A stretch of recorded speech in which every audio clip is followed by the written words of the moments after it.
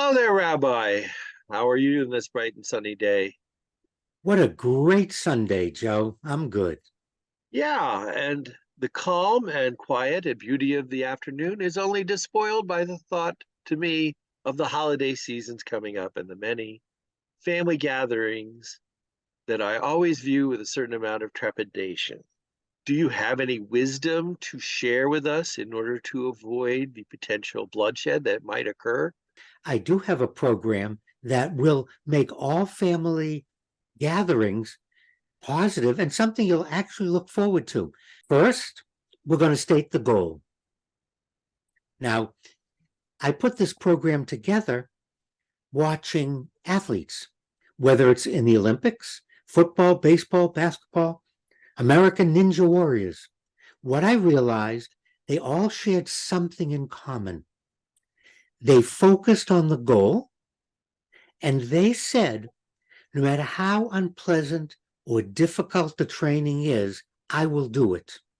I will do it and I will enjoy it because it's going to get me to my goal. My goal is, whether it's the Olympics, the ninjas, winning a game, didn't matter, always the same. So our goal is having a interesting, peaceful holiday meal with family. Because I can guarantee you will get that goal if you do exactly what I say. First, we're going to have a little conversation with ourselves, and we're going to agree with ourselves that we don't know it all. We don't have all the answers. It's not a matter of being right or wrong. And so, different people have different ways to get to their personal goals or to do the things they want to do. Doesn't make them right or wrong, just different. Also, it's not what I want to do. Now, I've prepared myself. I'm not right, I'm not wrong.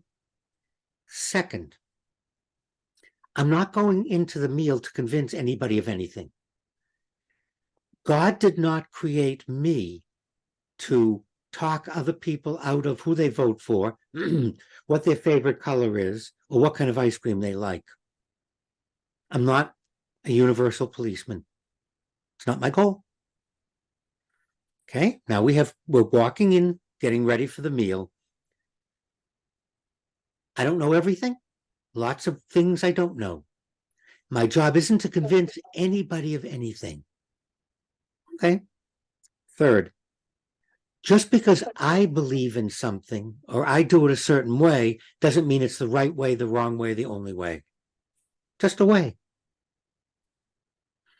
So now we sit down. Uncle Stuart starts bringing up the war in Gaza. He starts bringing up the war in the Crimea, Ukraine. He starts bringing up civil rights, the Black Lives Matter. He starts bringing up a multitude of things that you have a very strong opinion. Okay. You're not going to debate. You're not going to argue. In fact, you're going to listen to your uncle. And you're going to listen not with the idea of rebutting or countering. And now we're at one of the key pieces in the Shalom Habayit. There is a moment when we all look at each other and say, "Oh, you can't really mean that, can you?" But see, you just brought up the key. They do really mean it, or they're doing it to generate discussion. And no eye rolling, no looking at somebody else. This is that key moment when most people don't stick to the program. Most people take the bait and they're off and running. And there goes the goal. You told me the goal. The goal is to have a peaceful, quiet, and exchange ideas. I haven't heard all the ideas. I may very well agree with some, not agree with others, but that's not the purpose. But you can't just sit quietly No. sometimes when somebody says something that you really believe is wrong, is it possible to talk in a civilized manner? Before we talk in a civilized manner, I find people aren't listening. When someone brings up something controversial, I watch the table, I watch the room, somebody's off and running. They haven't even heard the other person. Mm-hmm. And for this program to actually work, we have to listen because the other person has something valid, and therein lies the rub. We don't believe they have anything valid to say, so we're going to negate them. We're not going to listen to them. We're going to counter them.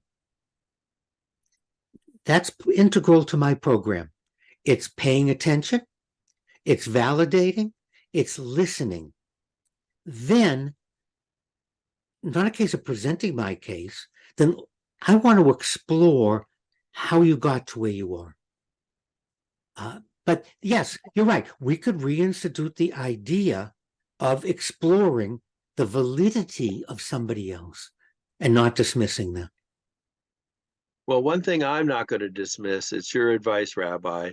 Although I'm not sure how practical it would be. You haven't met my family. Well, you have, but that's another story.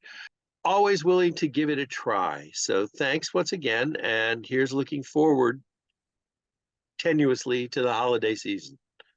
Let's do this, Joe. Invite me over during the holiday season for a meal with your family, and I'll model my project for you and your family.